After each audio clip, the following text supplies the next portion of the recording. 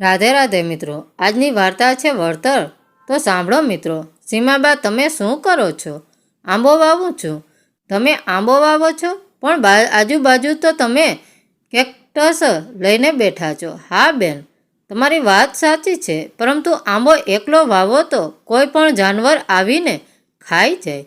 પરંતુ આજુબાજુ કાંટા હોય તો જાનવર આવી ના શકે. પરંતુ જ્યારે આ આંબો મોટો થશે ત્યારે એને રક્ષણ આપનાર કેટસ જ એને નડશે. બિલકુલ મનુષ્ય જેવું એનું રક્ષણ કરનાર મોટા થઈને એને આ કાંટાની જેમ જ ખૂંચે. જે રક્ષણ કરે એનો ગુણ મોટો થઈને ભૂલી જાય. બોલતા એમની આંખોમાં આંસુ આવી ગયા. એમના વિશે જે જાણતા હોય એ તો એમને કશું પૂછે જ નહીં. સીમાબાનો સ્વભાવ પણ એવો હતો કે એમના બોલવામાં એટલી મીઠાશ હોય કે એ પારકાને પણ પળવારમાં પોતાના બનાવી દે.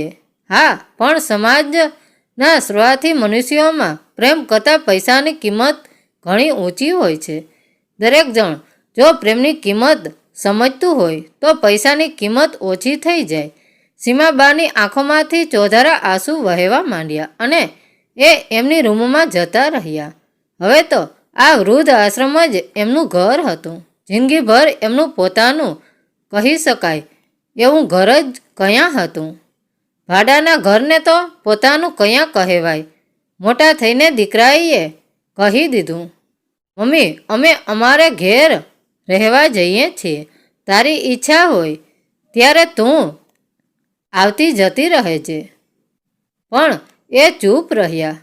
જોકે દીકરાના શબ્દો પરથી એ વાત સ્પષ્ટ હતી કે દીકરા વહુ નથી ઈચ્છતા કે એ એમની સાથે રહે. હવે તો એમને વાસ્તવિકતા સ્વીકાર્યા વગર છૂટકો જ ન હતો. હસતા મોંએ દીકરા વહુ અને પૌત્રને વિદાય આપી. જોકે એ લોકોએ જાણીને બીજા શહેરમાં મકાન લીધું હતું. શરૂઆતમાં તો દીકરો ડૉક્ટર થયો ત્યારે કહેતો હતો, મમ્મી, હવે આપણા દુઃખના દિવસો પૂરા થઈ ગયા. અને એક દિવસ દીકરાએ કહ્યું, મમ્મી, મારી સાથે ભણતી સોના સાથે હું લગ્ન કરવા માગું છું. એ પણ ડૉક્ટર છે. આપણું ઘર જલ્દી ઊંચું આવી જશે. અને સીમાબા બહુ જ ખુશ થઈ ગયા હતા. અને જ્યારે દીકરાએ કહ્યું કે અમે સાદાઈથી લગ્ન કરીશું, જે પૈસા બચશે એ આપણા જ કામમાં આવશે. આમ પણ મારા ભણતર પાછળ ઘણો ખર્ચ થયો છે. હવે વધારે ખર્ચ કરી આપણે દેવું નથી કરવું. અને મને ભણવા માટે તે કેટલા ઘરોમાં રસોઈ કરી. તે ઘણું જ કામ રાત દિવસ જોયા વગર કર્યું છે. ત્યારે સીમાબા મનોમન વિચારતા કે શારીરિક શ્રમ તો સારો કે થોડો આરામ કરતાં ઉતરી જાય, પણ માનસિક ત્રાસનું શું? લગ્ન વખતે જ પતિએ કહેલું, મમ્મીને તું પસંદ છો એટલે જ મેં લગ્નની હા કહી છે, પરંતુ લગ્ન બાદ તારે ભણવું જ પડશે. સીમાબા તો આમ પણ શાંત સ્વભાવના વિરોધ કરવાનું તો એમના સ્વભાવમાં જ ક્યાં હતું. બાકી તો બધા જાણતા હતા કે શ્યામબા બેનનો સ્વભાવ ખૂબ જ ચીડિયો અને એની બહેનપણી વિભાનો સ્વભાવ એનાથી પણ 4 ચાંદ ચડે એવો. તેથી વિભાબેને એમની પસંદગી સીમા પર ઉતારેલી. કારણ કે પિયરમાં જેને માતાની જોહુકમી સહન કરી હોય એ સાસરીમાં કરે જ, કારણ એને ક્યાંય જવાની જગ્યા જ ન હોય. પિયરમાં બધું જ ચલણ એની માતાનું, અને એમાંય દીકરા પ્રત્યેનો પક્ષપાત. દીકરો ઘરમાં ચોરી કરે કે મોડી રાત્રે ચિક્કાર દારૂ પીને આવે તો એને હાથ પકડીને સાચવીને પલંગ પર સુવડાવી દે. પરંતુ સીમાને ઉઠતા મોડું થાય તો આખું ઘર માથે લે. કેટલાય સર્વસ્વિત વચનો સાંભળવા પડતા. ઘણીવાર તો એની રડીને સૂજી ગયેલી આંખો વગર કહે ઘણું બધું કહી દેતી. લગ્ન બાદ સીમાને લાગતું હતું કે હું નરકમાંથી છૂટી, પણ નસીબ એનો પીછો છોડવા ક્યાં તૈયાર હતું. સીમાને થતું કે એનો પતિ શિક્ષણને આટલું બધું મહત્ત્વ આપે છે એટલે ખૂબ જ સમજુ હશે.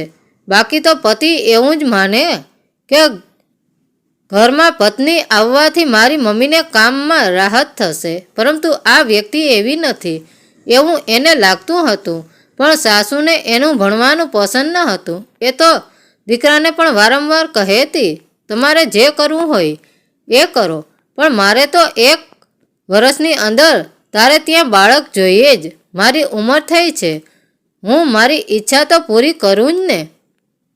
મારે તારા છોકરાઓને લાડ લડાવવા છે, મારી રીતે એને મોટો કરવો છે.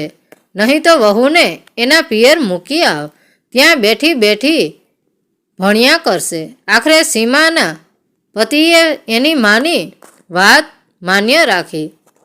પરંતુ એને મન સાથે નક્કી કરેલું કે મારી પત્ની ગ્રેજ્યુએટ પણ ના હોય તો એની સાથે જિંદગી ના વિતાવાય. આખરે સીમાએ ભણવાનું છોડી દીધું. ત્યારબાદ સીમાને લાગ્યું કે એનો પતિ એનાથી દૂર જ રહે છે અને એકવાર એના પતિને ફોન પર એના મિત્ર સાથે વાત કરતા સાંભળ્યું કે મમ્મીની જકને કારણે લગ્ન કર્યા, બાકી હું PhD થયેલો અને પત્ની ગ્રેજ્યુએટ પણ ના હોય તો માનસિક કજોડું જ કહેવાય. જો કે ટૂંકું સમયમાં સીમાએ સારા સમાચાર આપ્યા, પણ બાળકના આગમન પહેલાં જ સીમાનો પતિ સંદીપ કેનેડા જતો રહ્યો. જ્યારે દીકરાનો જન્મ થયો ત્યારે સંદીપ હાજર ન હતો. શરૂઆતમાં તો સંદીપ પૈસા મોકલતો, પરંતુ ફોન પર પણ પત્ની સાથે વાત કરતો નહીં. જાણે કે પૈસા આપવાની એની ફરજની ઇતિશ્રી થઈ જતી હતી. એમાં સંદીપના પિતાનું અવસાન થયું. પણ વિભાબેન તો કહેતા, મારી પાસે નાનો સંદીપ છે, મારો સમય તો ક્યાંય જતો રહે છે, પૈસાની પણ કંઈ તકલીફ નથી. મારા પતિનું પેન્શન આવે છે અને સંદીપ પણ ત્યાંથી મને કેનેડાએ ડોલરમાં પૈસા મોકલે છે. ટૂંક સમયમાં એ એના દીકરાને જોવા આવશે. પણ એ ટૂંક સમય આવ્યો જ નહીં. સીમાને ઈચ્છા થઈ કે હું મારા બાળકને રમાડું, પરંતુ આખો વખત એ બાળકને પોતાની પાસે જ રાખતા. અરે એની ઈચ્છા પ્રમાણે બાળકનું નામ પણ રાખવા ના દીધું. એની ઈચ્છા સંદીપના નામના છેલ્લા 2 શબ્દ આવે એટલે એને દીપ નામ રાખવું હતું. સાસુએ તો સપ્ટસ શબ્દોમાં કહી દીધું, એનું નામ વિસ્મય રાખીશું. એમાં મારા નામનો પહેલો અક્ષર આવે અને પછી મારા સંદીપનો સ આવે, માટે નામ વિસ્મય જ રહેશે. સીમાને લાગતું જ નહીં કે એ એક પુત્રની માં છે. હા, પણ જ્યારે દીકરાના બાળોતિયા બદલાવવાના હોય ત્યારે એક કામ સીમા એ જ કરવાનું, પણ દીકરાને રમાડવાનો હક માત્ર સાસુનો જ. એવામાં ગામડેથી સમાચાર આવ્યા કે તેમનો ભાઈ મૃત્યુ પામ્યો છે. વિભાબેન ગામ જવા નીકળ્યા, પરંતુ એ વખતે એમને વિસ્મયને કઈ રીતે સાચવવો એની ઢગલાબંધ સૂચનાઓ આપી 15 દિવસ પછી એ પાછા આવ્યા. ત્યારે તો સીમાને મહેણા મારવામાં કંઈ બાકી જ ન રાખ્યું. એટલે સુધી કે એમને કહી દીધું કે તે 15 દિવસમાં મારા દીકરાને સાવ હાડપિંજર જેવો કરી મૂક્યો. ઘર પણ કેટલું ગંદુ છે, તું તો સાવ ફુવડ છો. મારા દીકરાની જિંદગી બગાડી, તે તો મારા દીકરાને મારાથી દૂર કરી દીધો. ત્યારબાદ તો એ ના બોલવાના શબ્દો પણ બોલ્યા. ત્યારે પ્રથમ વખત એ બોલી, મારે જીવવું જ નથી, મારે કોના માટે જીવવાનું? અને એ ઘરની બહાર દોડી ગઈ, બસ મારે મરી જ જવું છે. જોકે પડોશીઓએ એને સમજાવીને પાછી લઈ આવ્યા. બધા વિભાબેનનો જ વાગ કાઢતા, કારણ બધા એમના સ્વભાવથી પરિચિત હતા. ત્યારબાદ એ મોટેથી બોલતા રડતા અને છેલ્લે માથા પણ ફૂટતા. સીમાને થયું કે ક્યારેક તો ભગવાન મને સુખ આપશે. એની આશા ઠગારી નીવડી. જ્યારે એનો દીકરો 10મા ધોરણમાં આવ્યો ત્યારે એના સાસુનું મૃત્યુ થયું, પરંતુ એનો પતિ ના આવ્યો. પૈસા નિયમિત મોકલતો. આખરે 15 દિવસ પછી પતિએ મોટી રકમનો ચેક મોકલ્યો. સાથે સાથે છૂટાછેડાના કાગળો પણ મોકલ્યા. લખ્યું હતું કે માની હયાતી દરમિયાન મેં જાહેર કર્યું ન હતું કે મેં અહીં લગ્ન કરી લીધા છે. જો કે મેં કેનેડા આવ્યા બાદ તારી સાથે ક્યારેય વાત કરી ન હતી, તેથી તને ખ્યાલ તો આવી જ ગયો હશે. મમ્મીના બધા ઘરેણાં તથા બચતના જે પૈસા હોય એ પણ તું લઈ લેજે. મને એ પૈસામાં રસ નથી. હું માનીશ કે તે મારી માની સેવા કરી તે બદલ મેં તને આ રકમ આપી છે. સીમાએ પણ છૂટાછેડાના કાગળો પર સહી કરી દીધી. ખાસ કંઈ બચત તો હતી નહીં. જે પૈસા હતા એમાંથી દીકરાને ભણાવવાનો હતો. ભણવામાં તો એ હોશિયાર હતો જ. એની ઈચ્છા પણ મેડિકલમાં જવાની હતી. મેડિકલનો ખર્ચ તો બચતમાં જ પૂરો થઈ જાય. તેથી તેણે સવાર સાંજ 3 ઘરની રસોઈ કરવા જવા માંડ્યું. દીકરો 12મામાં સારા ટકા લાવ્યો. એને મેડિકલમાં એડમિશન તો મળી ગયું, પણ બીજા શહેરમાં. સીમાએ કહ્યું, તું કંઈ પણ ચિંતા ના કરીશ, હું બેઠી છું ને. સીમા વધુ ને વધુ ઘેર રસોઈ કરતી. બાકીના સમયમાં ઘરે જાત જાતના નાસ્તા બનાવીને વેચતી. પતિએ આપેલી રકમ તથા બચતનું વ્યાજ પણ મેડિકલના ખર્ચને પહોંચી વળવાનું અઘરું પડતું, પરંતુ એની મહેનતને કારણે ખર્ચને પહોંચી વળતી. ડૉક્ટર થયા પછી પણ એને આગળ ભણવું હતું. એ વખતે એને એના શહેરમાં જ એડમિશન મળી ગયું. સીમાએ ભગવાનની મૂર્તિ પાસે જઈને કહ્યું, આખરે મને સુખના દિવસો તો જોવા મળ્યા. 2 વર્ષ દરમિયાન સોના એના ઘરે આવતી જતી હતી. 2 વર્ષ પૂરા થતાં જ એમને સાદાઈથી લગ્ન કરી લીધા. સીમા શરૂઆતમાં ખૂબ ખુશ રહેતી, કારણ સોનું એનો બહુ જ ખ્યાલ રાખતી હતી. પરંતુ આટલા વર્ષોની હાડમારી અને માનસિક ત્રાસને કારણે એને પુષ્કળ અશક્તિ આવી ગઈ હતી અને એક દિવસ ઘરમાં જ પડી ગઈ. સોનુએ સાસુને તપાસ્યા ત્યારે ખબર પડી કે સાસુને હાઈ બીપી ઉપરાંત ડાયાબિટીસ પણ છે. વિસ્મય તથા સોનુ સતત માની કાળજી લેતા. વિસ્મય મા માટે દવાઓ લાવતો. એ દરમિયાન દીકરાને ત્યાં દીકરાનો જન્મ થયો. હવે બધા માટે એ સીમા બા બની ગયા હતા. દીકરો માંડ 1 વર્ષનો થયો હશે અને દીકરા વહુના સ્વભાવમાં પરિવર્તન આવવા માંડ્યું. હવે એ લોકો માની પહેલાંની જેમ સંભાળ લેતા નહીં. એક દિવસ તો સોનુ એની બહેનને કહી રહી હતી કે દીકરાને સારી સ્કૂલમાં મૂકવો હોય તો ડોનેશન ઉપરાંત વર્ષ લાખ રૂપિયાથી પણ વધુ ખર્ચ થાય. અમે બીજા શહેરમાં જઈને તો દવાખાનામાં ડૉક્ટરોને જમવાની સગવડ હોય છે, પગાર પણ ઘણો મોટો. પહેલાં તો અમને હતું કે સાસુ છોકરાને રાખશે, પણ એ તો અનેક રોગોથી પીડાય છે, એમને સાચવવા પણ બાઈ રાખવી પડે. આ બધા ખર્ચ ના પોસાય. અમે તો સાદાઈથી લગ્ન કર્યા એટલે બચત તો છે જ. 2 વર્ષની બચત પણ છે. અમે ફ્લેટ લઈ લીધો છે, દવાખાનાથી નજીક જ છે. સીમાની આંખોમાં આંસુ આવી ગયા. મનમાં થયું, મારે શા માટે મોહ માયા રાખવી?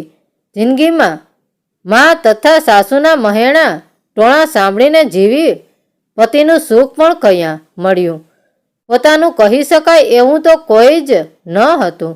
કોના માટે આખી જિંદગી જાત ઘસી બધાને પોતાના કરવા? હંમેશા ચૂપ રહી. તેથી એને નક્કી કર્યું કે એ ચૂપ જ રહેશે.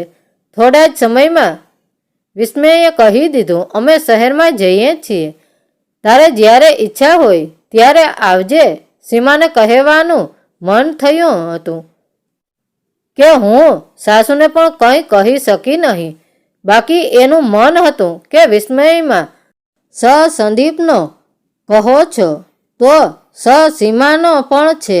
માં તો હંમેશા પુત્ર પ્રેમમાં અંધ હતી. દીકરી એટલે એનહોલ્ટેન્ડ ચાલિયન્ડ માટે એની સાથે ગમે તેવું વર્તન થઈ શકે. સાસરીમાં એનું સ્થાન કામવાળી કે બાળકની આયાની વિશેષ ક્યાં હતું? એને તો બસ આખી જિંદગી પ્રેમ માટે તડપવાનું જ હતું. ગાય દૂધ આપતી બંધ થાય તો એને કસાઈ વાડે મોકલવામાં આવે છે.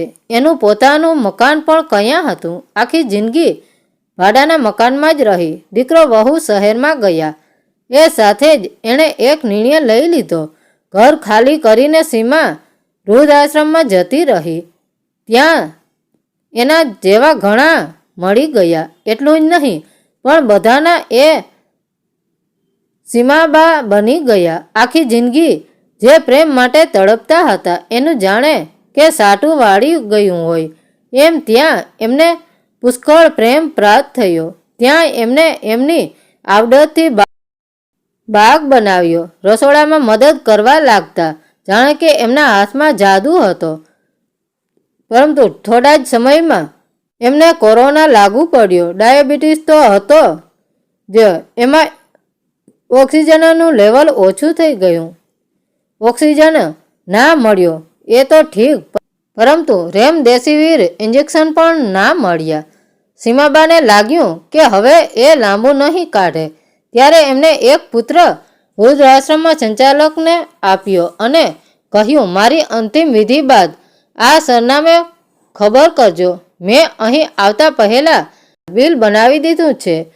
સીમાબાની અંતિમ વિધિ બાદ એ સરનામે ખબર આપી હતી. બીજા દિવસે એક મોટી કાર વૃદ્ધાશ્રમમાં દરવાજે આવીને ઊભી રહી.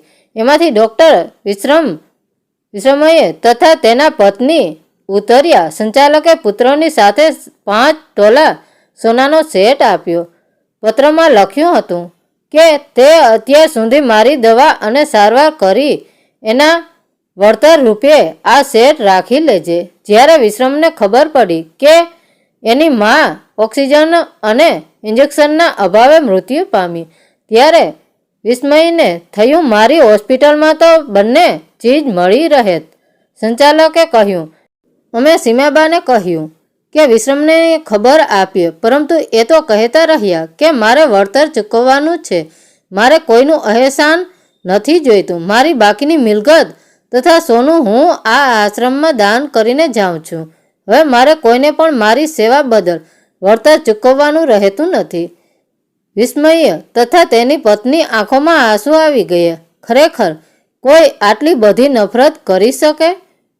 મિત્રો, વાર્તા કેવી લાગી? સારી લાગી હોય તો કોમેન્ટ કરીને જરૂર જણાવજો. ધન્યવાદ મિત્રો. રાધે રાધે.